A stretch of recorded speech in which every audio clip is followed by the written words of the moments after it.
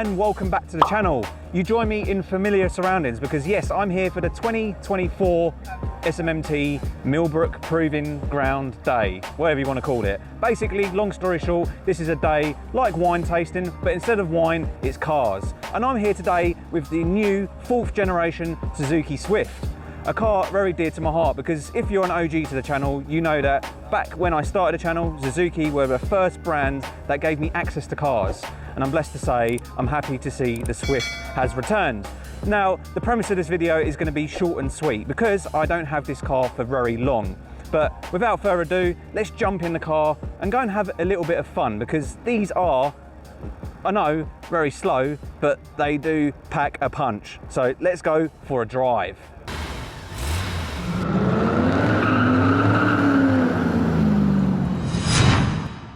The carnage of SMMT begins, and I thought it was only fair, as I said in the intro, to start with Suzuki because they're very dear to my heart. They helped kickstart my channel, and I must admit, pretty much all my Suzuki content has absolutely smashed it considering the size of my channel. Now, the 4th generation Suzuki Swift. Now, I'm going to be honest from the get-go, it's going to sound a little bit negative, but I'm not a big fan of the looks. Yeah. I'm not sure. I've got Aaron sitting next to me on the left from Car Obsession. Hello! And it's like, we described it earlier, it's like Suzuki sort of got tired of designing cars, so they gave their mates at Temu a call, or Alibaba, it depends where you guys shop.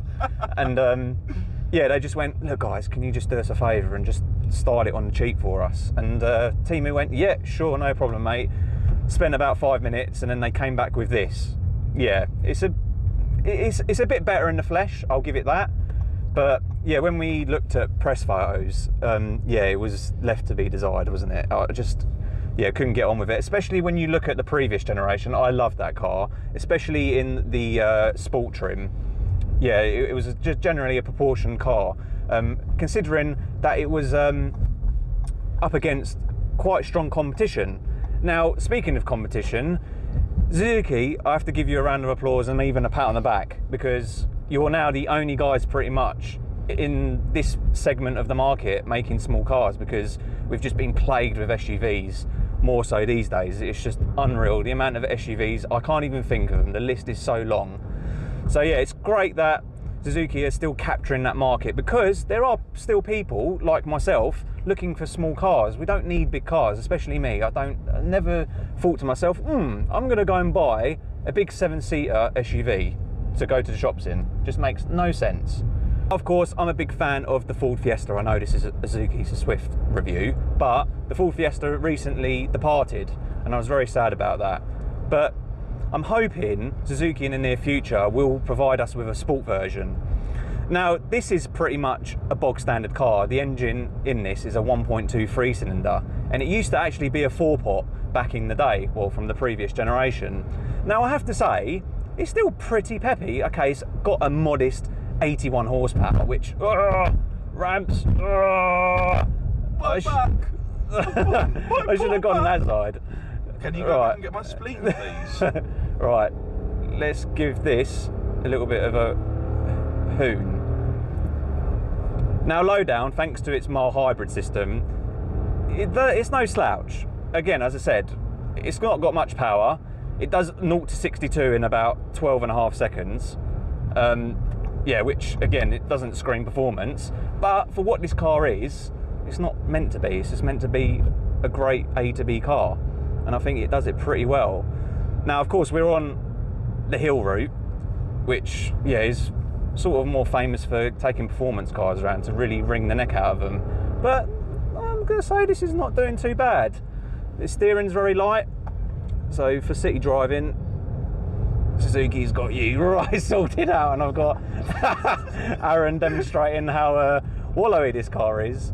No, it's not that, it's the seats need the yeah. bolsters, they're a bit too soft. They could do with firming up. Granted, this isn't a sport version, but the bolsters, they're chunky, but a bit too soft. Despite that, the seats are very comfy. They are. The interior is very Suzuki-like. It does its job, I have to say that. Now, it doesn't scream quality in here, and they have changed bits in here, but it doesn't really look too dissimilar to the previous generation.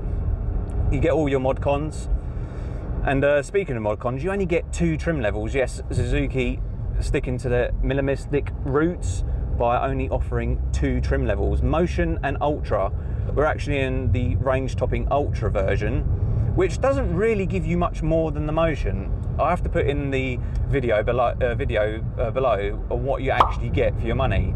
But I do know that these start from around 18.5 grand, which in today's standards is pretty good.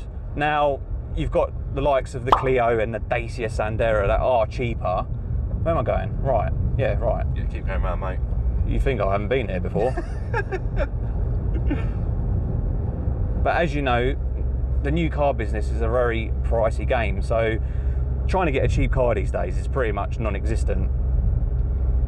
But the fact that if you're looking for a car that isn't an SUV, Suzuki have got you covered here, really.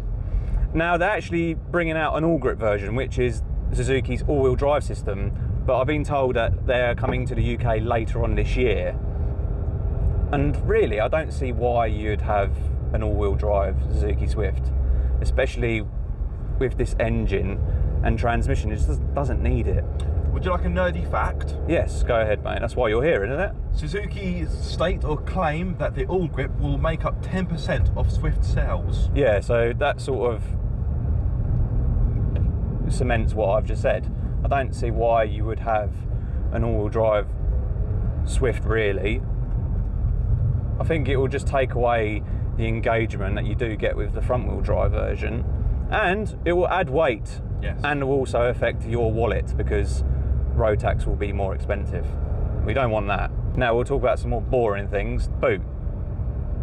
The boot is, I think, 265 litres, which is ample. It still isn't class leading, but I mean, it's a boot at the end of the day. If you want to put things in it, that's all you're going to get. There you go. Boot lesson from Chris. What if I've got a kayak? You can drop the seats in this, and it is a 60-40 split, but kayak, yeah, I don't think you're going to have any joy doing that, mate. No. Chop it in half. Right, that was over very quickly, so we're going to go again. Do another one. For vibes.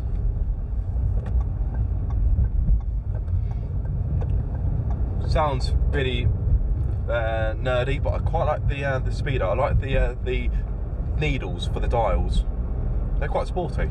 Yeah, you get a feel that it's digital on the right side, but it's actually not.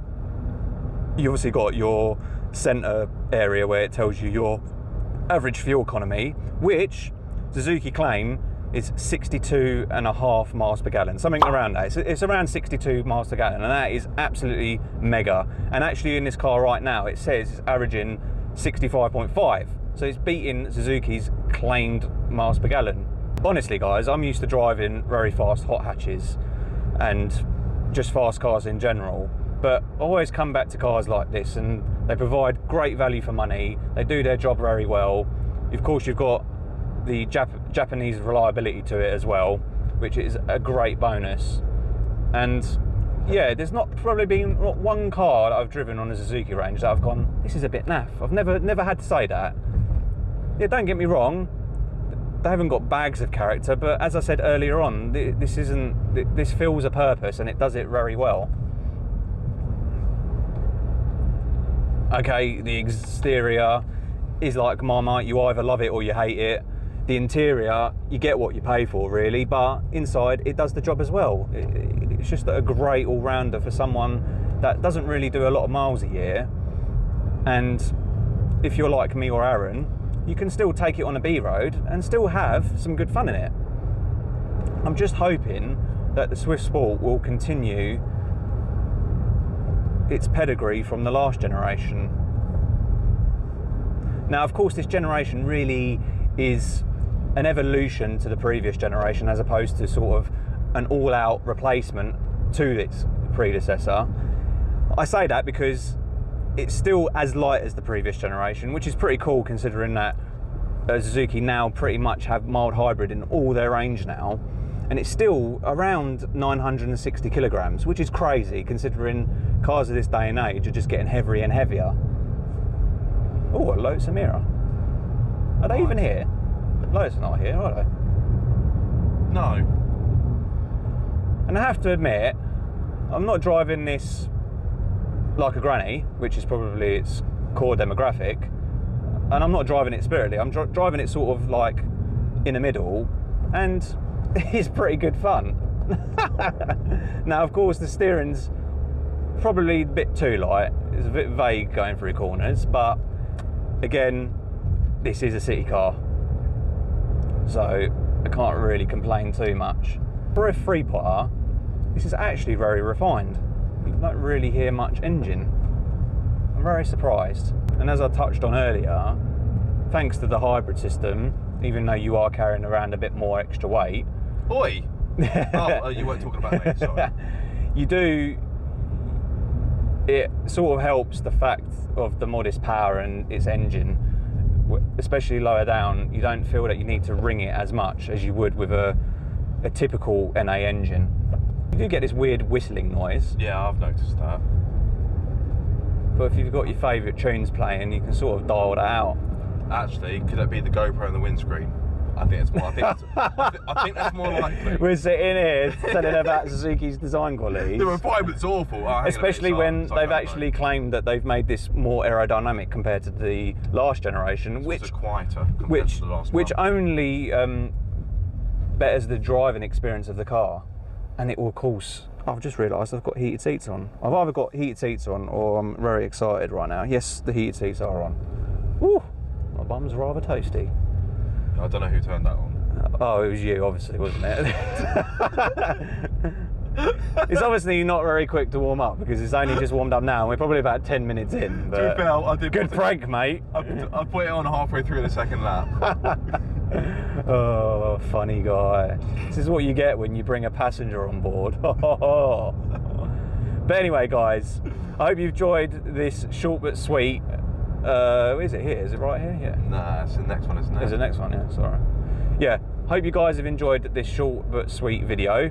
I very much enjoyed my time with the Swift. I'm hoping to get it for a week at some point and do something fun with it because I really do like these cars. Plus, as I keep harping on about, these are my OGs. These are the guys that helped me build a channel. So it'd be great to have a Suzuki back where it belongs, on Pocket Rockets.